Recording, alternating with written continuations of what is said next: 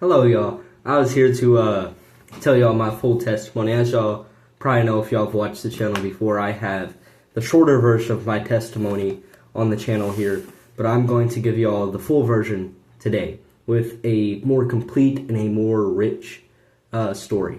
Alright, so it literally begins at my birth. I was born blind, not supposed to see anything but the sun, the light of the sun, not even the sun itself, just the light. That's the only thing I would be able to see. That's what the doctors said, right? And what happened was, just a little over a year probably after I was born, right? Still supposed to not be able to see anything. I remember the exact moment I saw it. I could describe the entire thing to you.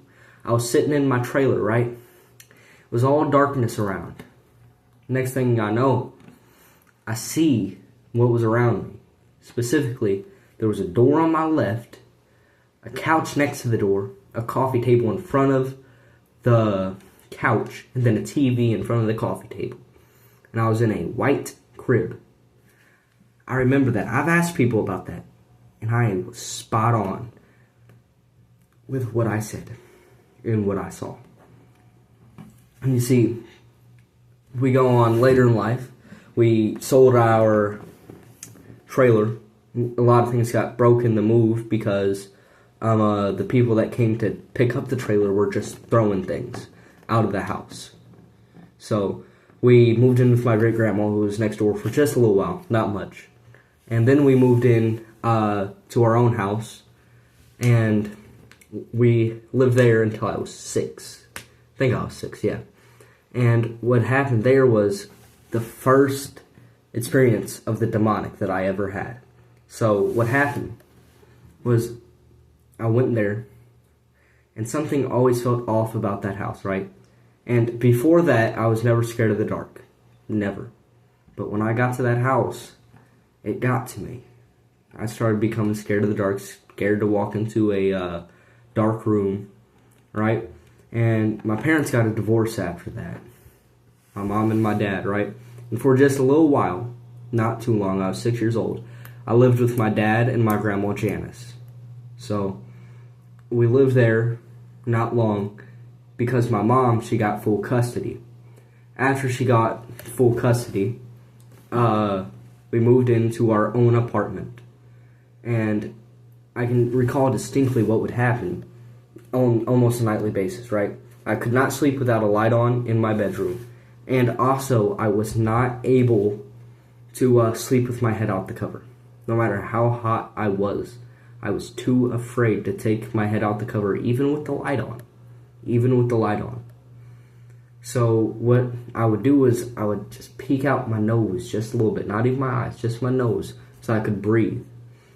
And when I would try to close my eyes, I'd see this demonic-like figure. Had a twisted up face, wore a white gown, and had black, greasy like hair. You see, and that was quite scary, right? But after that, right, we got evicted from our apartment because my mom couldn't really hold down a job. They were either too far away to where she didn't have gas to do it, or she'd end up getting fired or quit for some reason, almost every time, right? So at the age of 8 years old, we went homeless, living in a car, and I wasn't able to go to school for almost an entire semester. It was my 3rd grade year, and for that entire semester, I pretty much did not go to school. Then we moved in just for a little while with my grandma Janice, and my dad lived there. And what happened there was my brother and my dad got into a really big fight, my oldest brother, and we had to move out. And our grandpa took us in after that, my grandpa and my grandma. And while we were living there, right, actually, let's rewind a little bit. I almost forgot a key detail. When we first started living in the car, my mom, just like she did with my brothers, both of them, when they were 8, they started smoking weed, marijuana. Same with me. At the age of 8 years old, I started smoking marijuana with my mom on almost a daily basis in that car. And after we moved in with my grandpa, right, still doing this, what happened was there was a house fire. We had been gone since the night, and my mom brought me home to my grandpa's, and I went into my room to go to sleep because I had been up all night. I was tired. I was 9 years old at this point. And I laid down, and the fire started, and my brother, Alex, he went to open his bedroom door at my grandpa's, and the handle was quite hot, and he opened it, and there was fire. Not fire, smoke, because fire was in the kitchen, and there was smoke, and my brother Jeremiah and Alex went towards the door, right? And you see, they realized we don't have Elijah. We need to go find him. So they went looking for me. My brother Jeremiah found me in my bedroom, and he picked me up, took me out. But the thing is, they did not know I had been gone with my mom for that long period of time. So if it wasn't for me coming home at that exact time, right before the fire happened, they would have died as well. As they would have died looking for me. And if it wasn't for them coming back for me, I would have died in the fire too. See, because I was in there, they didn't die. And because they were in there, I didn't die. It was a mutual relationship, you see. And what happened after that is we moved in with my great-grandma. This is the biggest part of my testimony. Okay, we moved in with my great-grandma, right?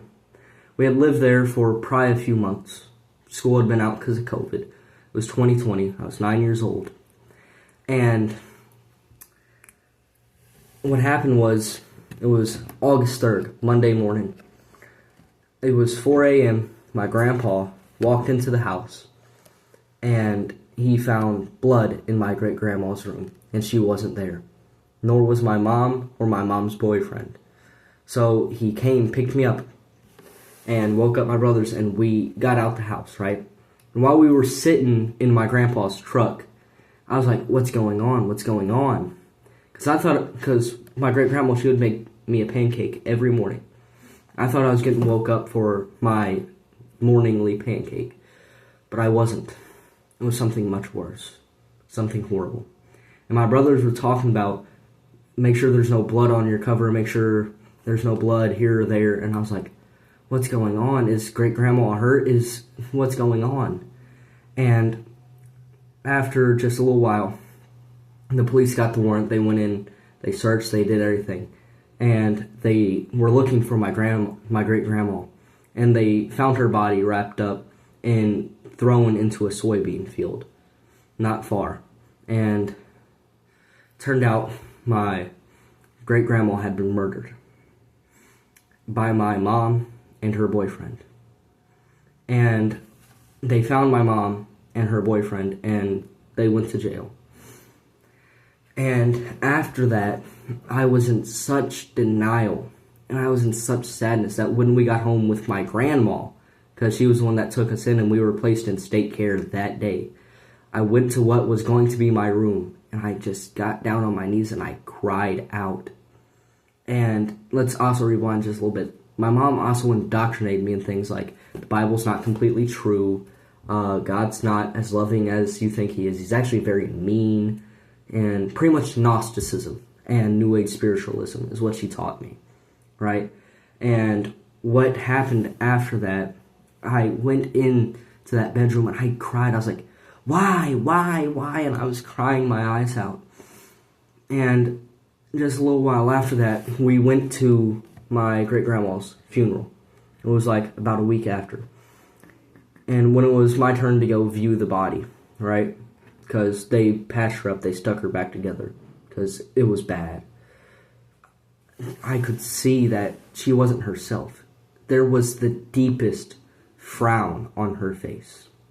Most dead bodies, they have a neutral expression, but I could see the frown on her face, like a really deep frown, and like I could just tell that was not who my great-grandma was.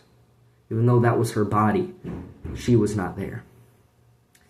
And I had cried, and after that, the DFS, Division of Family Services, had me and my brother start counseling. And I wouldn't open up to the counselor, but I was diagnosed with PTSD. And one thing that I don't believe I was diagnosed with, but I knew I had, was depression. I struggled so badly that in my 4th and 5th grade year, I did not want to go to school. And I loved learning. I love learning now, but I just did not want to go to school. I was depressed out my mind. Not only that, I had homicidal and suicidal thoughts. I wanted to kill myself and I wanted to kill others.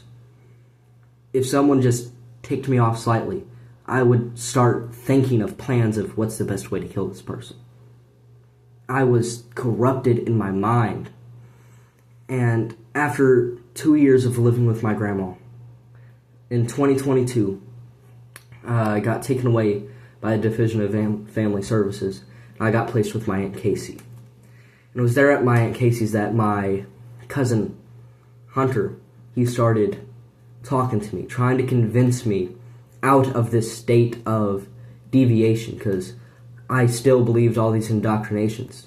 Because when you lose someone, you're going to hold to what they told you, because you want to keep every bit of them that you have left. But what happened was, while I was going, and when I was having all these thoughts, he would talk to me and try to get me to believe the Bible. I didn't end up believing there, but that's where the journey started. I was still so depressed and so broken inside. And I remember back when I lived with my grandma, I told her about the demonic experiences that I mentioned earlier. She told me to pray for it to go away. I did. The next time I felt like something was in my room watching me or whatever, I just closed my eyes and prayed. I never dealt with that one spirit again, that one demon again. But what happened was I was cleansed of it. It was taken away from me. You see, and then I moved in with my cousin Hunter. I remember I would go to spend the night with my grandpa. And I was watching a movie there one night. And I kept seeing something out the corner of my eye. This would happen every time I was at the house. Because my grandpa moved into where my great-grandma used to live, where she was murdered. And I kept seeing something out of the corner of my eye, and there was one point where I was like, okay, stop looking over there. It's just your imagination. And I just looked at the TV, even though I saw it in the corner of my eye, until it got right here to me. I could see its face. I got so scared, and in the following days after that, the following weeks, I had the worst demonic experience I ever had. I had dreams where it was attacking me. I could hear it around me in real life, in my bedroom. Where I lived with my Aunt Casey, I was terrified. But what happened is, my Aunt Casey, she didn't end up getting licensing for foster care. So I was removed from her home and placed with my other aunt. And it was here with my Aunt Becky that I started reading the Bible for one reason. And that was out of my own pride. I wanted to read it because they thought I knew the Bible. They thought I'd been a church kid. They thought I knew all this and that. So I started reading it to prove that I knew all this and that. But God had different plans. I started reading, pretty much looking, how can I figure out how wrong this book is? Because I know it's wrong. That's what my mom told me. How wrong is this? But God showed me how right it was. He showed me how right He was. He showed me how good He was and how powerful He was. And He changed my heart. And He flipped the tables of my heart. But continuing in my relationship with Christ, I've had deep struggles with lust and with temptations of that manner. Lust has been my biggest obstacle.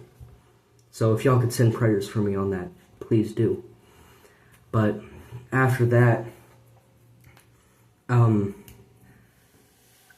there was a period where I had demons attacking me when I first became Christian. What would happen is I had the top bunk of my bed. I would sit down, lay down, and I'd go to sleep, but I'd wake up in the middle of the night because Ever since the murder, I've been a very light sleeper. Even though I used to be a deep sleeper, I was a very light sleeper. The slightest noise could wake me up. So what would happen is I would wake up throughout the night for no reason. But sometimes when I would wake up, I would see these things beside my bed, demonic things. And I would hear this deep rumbling sound. And it would feel like I couldn't speak. Almost sleep paralysis, except for I could move. And I remember what I did to get rid of these. I prayed and I rebuked them in the name of Jesus, but there was one thing. My cousin Cassius, right? He had a dream catcher right below me. And I was like, there's something witch-like about most Indian folklore. Not Indian folklore, native folklore. Let's use the proper terms. But yeah, for most native folklore, it's very, very witch-like. So I was like, I gotta do something. So I took down his dream catcher and I threw it under our bed. And I didn't have those problems anymore, right? But then, just last year, 2024, I had a period of fervency, about 3 months, right? Where I completely deviated from lust. Had none of it. I was fighting it. And God had been guiding me through it, right? And for this period, for 1 week, right before this trip I was about to take, every night, demons. The same thing I described earlier. Demons, demons, demons. And even to this day, I still have some of these encounters where I'll wake up and see them. And one specific encounter that I remember was in my dream, right? I encountered an angel in my dream, right? Yeah, all fun. And I was like, is Jesus Christ Lord or Son? And it was like, yeah. Like, very reluctant, like, didn't want to say it. And obviously it didn't want to say it. It was a demon. It wanted to deny it, but it knew that the only way it could get to me was through saying something that it wasn't going. Because, let me tell you, Satan's not going to show up as Satan. He's going to show up as a friend. He's going to show up as someone you can trust. He may even try to make himself seem like God's voice in your mind. But you must be careful. Then, in the dream, the same dream, I was telling someone how, oh yeah, I met an angel and I felt God saying, no, that was not an angel. I was like, okay, Lord. And I opened my eyes in real life. Like, very weird. This usually doesn't happen in any dreams. But I opened my eyes, real life. And I saw it right there by my bed. I said, in the name of Jesus, be gone. And it left. And I still continue with these lustful struggles and with these demonic struggles too. Because lust is a spiritual battle, and I know this. That's why I need prayers from y'all. Every single one of y'all. But that's my testimony. God brought me out of this PTSD. He brought me out of the depression, the suicidal and homicidal thoughts. He's helped me throughout the way. It's only Him. Be blessed, y'all.